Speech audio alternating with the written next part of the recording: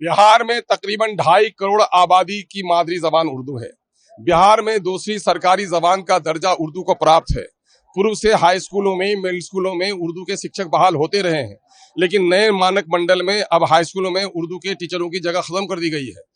जो सरकारी उर्दू स्कूल थे उसमें नन उर्दू टीचर्स को भेज दिया गया है। अब उर्दू आबादी के 2.5 करोड़ आबादी की नस्लों को उर्दू से वंचित रखने की कोशिश की जा रही है।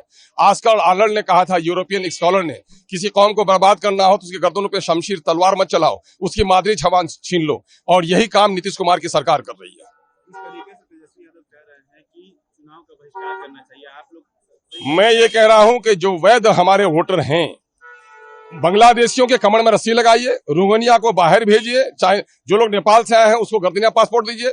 लेकिन मामला यह है कि जिन लोगों के बाप दादा भारत के रहे हैं, वो गरीब जिनके पास जन्म प्रमाण पत्र नहीं है, वो दलित जिनके पास कोई सर्टिफिकेट नहीं है, आप डॉक्यूमेंट्स के अभाव में उनको कहिएगा कि हम आपको वोट देने नहीं देंगे।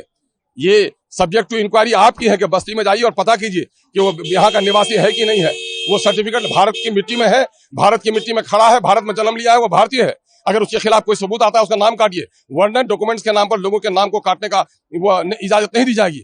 और अगर ऐसा हमारे दलितों को, हमारे अनपढ़ों को, गरीबों को अगर वोट से वंचित रखा गया तो यकीनन है कि बिहार की पूरी आबादी की जिम्मेदारी होगी ऐसे वोट का बहिष्कार करें। अरे सरकार के लोगों को शर्म नहीं है।